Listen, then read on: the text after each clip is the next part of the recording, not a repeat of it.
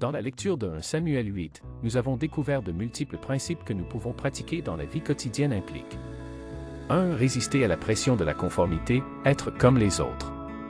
Application. Les Israélites voulaient un roi pour ressembler aux nations voisines, plutôt que de rester un peuple à part sous la direction divine.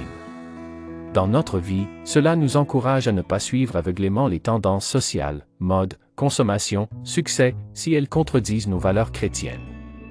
Concrètement, faites des choix basés sur la foi plutôt que sur le besoin d'impressionner les autres ou de faire comme tout le monde, médias sociaux, réussite matérielle.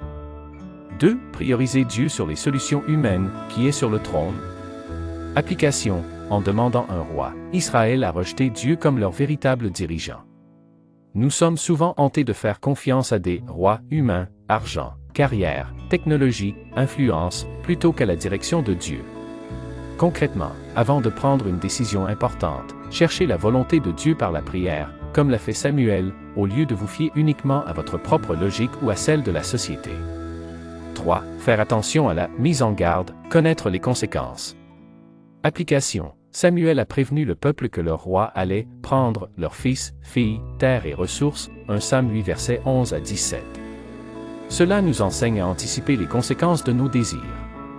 Concrètement, avant de désirer ardemment quelque chose, demandez-vous, quel est le coût réel, en temps, en santé, en relation avec Dieu, si j'obtiens ce que je veux? 4. Gérer la déception et la prière. Application. Lorsque le peuple a rejeté Samuel, sa réaction a été de prier.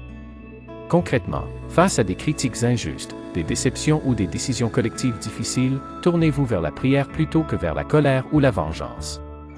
5. Reconnaître le danger du népotisme et de la corruption. Application. Les fils de Samuel étaient corrompus. Cela rappelle l'importance de l'intégrité dans le leadership et la famille. Concrètement, soyez honnête et intègre dans votre travail et votre vie de famille, sans chercher à favoriser les siens au détriment de la justice. 6. Comprendre la patience de Dieu. Application. Malgré leurs demandes erronées, Dieu a laissé le peuple expérimenter les conséquences de leurs choix, tout en continuant à travailler avec eux. Concrètement, cela nous rappelle que Dieu respecte notre libre arbitre, même quand nous faisons des choix imparfaits, et que nous sommes responsables des conséquences de nos décisions. Appliquer 1 Samuel 8 dans la vie quotidienne revient à examiner comment nous gérons nos désirs de conformité, notre dépendance envers Dieu face aux solutions humaines, et notre gestion de la déception. Ce chapitre raconte comment Israël a rejeté Dieu en demandant un roi, comme les autres nations, malgré les avertissements de Samuel. Pour résumer, 1 Samuel 8 nous invite à faire confiance à Dieu comme notre vrai roi et à ne pas échanger sa direction spirituelle contre la sécurité illusoire du monde. Que Dieu vous bénisse tous.